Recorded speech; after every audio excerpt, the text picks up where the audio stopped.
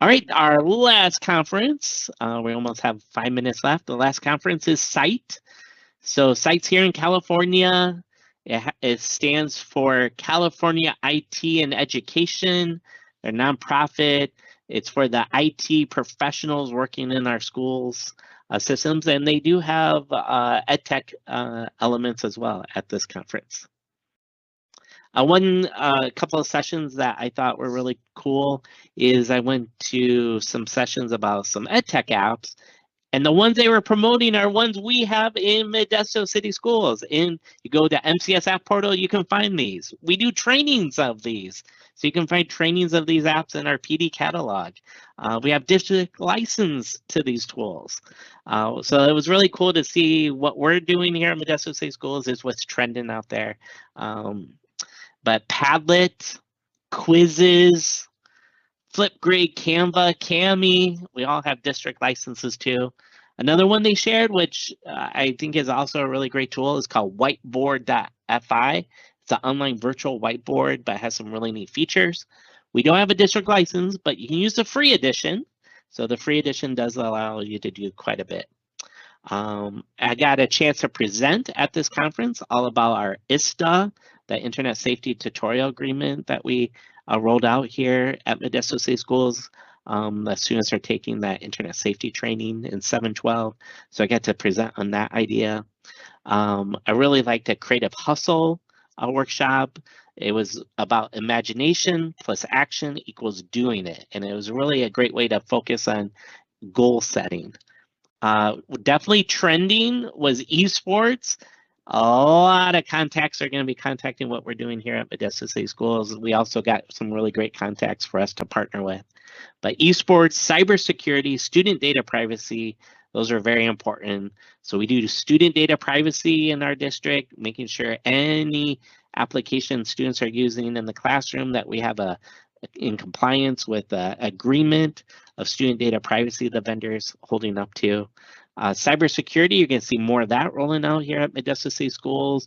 You're seeing some of the trainings and phishing information. We got MFA, multi-factor authentication, up and going. So some really good stuff.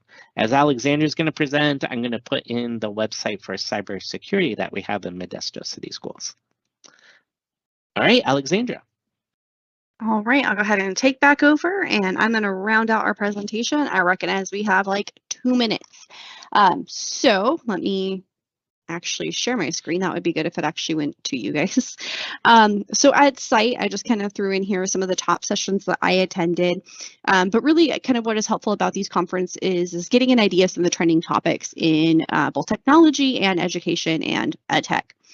So kind of for me, some of my top trending topics that I took away was esports, which you guys have already heard us talk to death about, so I won't talk about esports anymore. And digital equity is another big one as well. There were several sessions from state and federal governments all about digital equity and trying to ensure that we're reaching students and parents everywhere and making sure we empower them with the digital tools they need to succeed. So that's kind of a nice conversation to see happening. I know here at Modesto City, we've got every student a Chromebook. We've made sure that our students have internet access at home. We provide solutions if they don't. So it's just kind of nice to see that we're on track with that, and just some great ideas for how we can continue that good work. Data privacy has also been a big one. Student data privacy, there's a lot of laws around data privacy changing, and it's good to see that Modesto City, we're pretty on top of that. We have a great process for reviewing new applications as they come in to make sure we're making our legal obligations. So we're on a really good track. This definitely validated a lot of the work that we're doing, but it's nice to see that becoming a larger topic of conversation as well, because school districts are powerhouses of student and staff information, and we need to be doing everything we can to keep that data safe and private. And then AI is kind of one that I've seen come and go at different conferences. I definitely seen like artificial intelligence is kind of back on the trending topic boards, a little bit more focused on using AI for security purposes and some of the ways that it can kind of help keep our students safe. So that was kind of an interesting one. I see that kind of fluctuate. But I think we'll be seeing more and more AI in the IT space as far as keeping ourselves secure, keeping the students safe. And we got like Oh, it is 4:45. So we will go ahead and just kind of buzz on through the final pieces here. I appreciate you guys staying throughout the entire hour. One final thing I want to do is just do a quick teaser for Hour of Code. This week is actually Computer Science Week, so this is the week of Hour of Code. If you've already taken my webinar, hopefully you're doing, something from that. But if you have no idea what the heck I'm talking about, I am doing an Hour of Code workshop next Wednesday. It is in the PD catalog. It is not full yet. We don't have time to watch this video, but definitely feel free to review the video on your own time. But basically, an Hour of Code is a great way to take an hour of time to introduce learners of all ages and all skill levels to the joys of computer science. Whether you are a kindergartner or, you are retired, you can definitely join Hour of Code and learn a little bit more about computer science. So it's something that is approachable for everybody. And I encourage you to come check out the PD on December 14th to learn a little bit more. You'll get a little taste of some of the activities as well as some tools to bring that to your students. And yeah, you might miss Computer Science Week because it is this week, but hey, it's something that is accessible at any time.